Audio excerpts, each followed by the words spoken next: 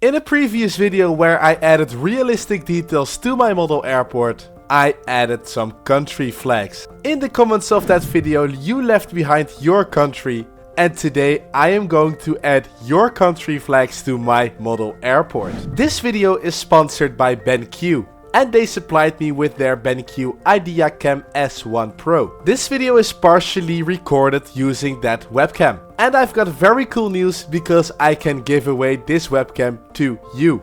More about that later. First, let's make your country flags. To make the country flags, I'm going to use 4 elements. Different colors markers, a bunch of white A4 papers, wooden skewers, and this cutting tool. I'm using this as my base to color on in order to prevent the ink of running through the paper onto my desk. With some help of Google, I then started designing the country flags. The flags are very small into 1 to 400 scale, so it was quite detailed and hard to make. So now I have created 4 different flags, one from the USA, one from England, one from Indonesia and one from Senegal.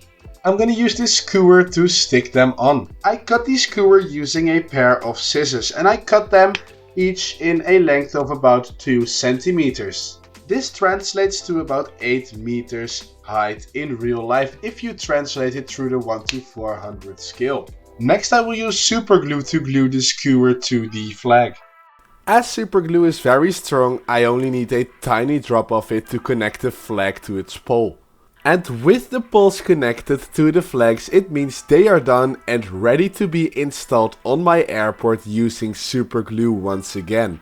Before I install the flags, I create a small wave shape by folding the flag a bit. Then by putting a small drop of super glue on the bottom of the flag, I connect the flag to my airport and I put them next to the 2 flags I already have in the modeling grass. From start to finish it didn't even take me 15 minutes to create 4 of these flags, and I am very happy with the result. And before I create 4 more flags, I would like to tell you more about the BenQ Webcam S1 Pro. The webcam comes with a handy monitor mount which fits on every monitor. You can easily click the webcam off and on to the monitor mount. Though I did find the cable to be quite short. As my computer is located under my desk, I don't have much spare cable in the webcam.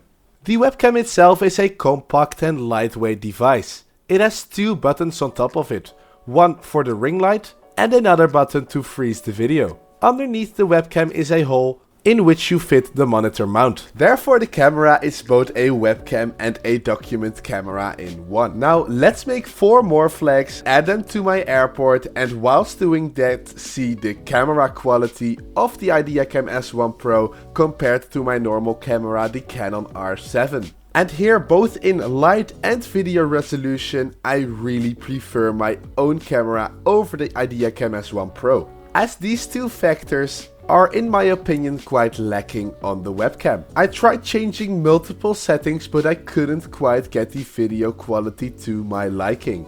I am now creating the Vietnam, Ecuador, Germany and Italian flag using the same way as before. Though I found the Ecuador flag to be quite hard to make, and also the star in the Vietnam flag was really difficult for me.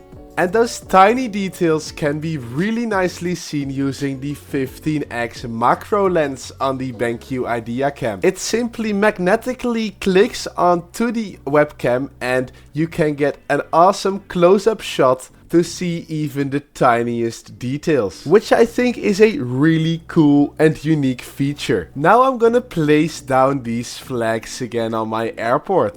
Let me know if you're from one of the countries that I added the flags from, and if I didn't add your flag, be sure to comment down below which country flags I should still add to my airport. Now before I explain how you can enter the giveaway of the webcam, I'd like to show you more of its features.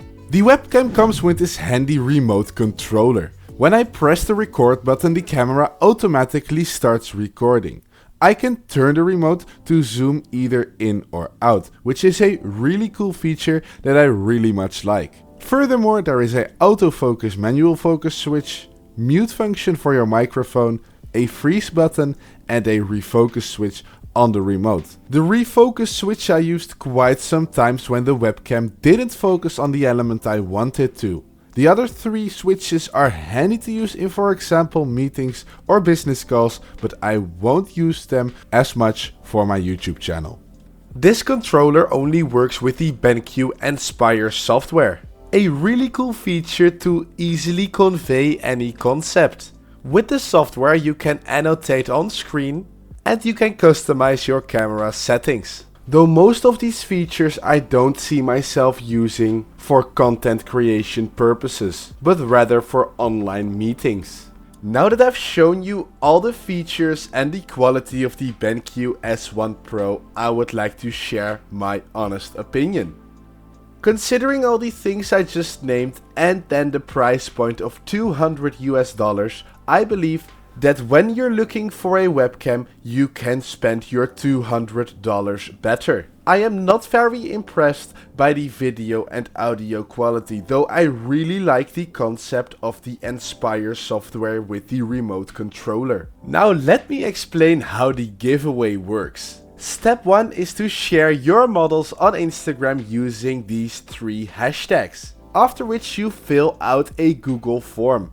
For every 50 participants that fill in the Google form and post their models on Instagram using the hashtags, I can give away 1 free IdeaCam S1 Plus. Meaning that for 100 participants I can give away 2 of these models. Winners will be notified via email, after which they will be sent the IdeaCam S1 Plus and you can start creating your own awesome content. So go ahead and follow the steps now to win your own IdeaCam S1 Plus. Then I would like to thank you for watching to this video. Let me know in the comments which country flags I should still add to my model airport. Please consider to like and subscribe to my YouTube channel and then I will see you in the next video.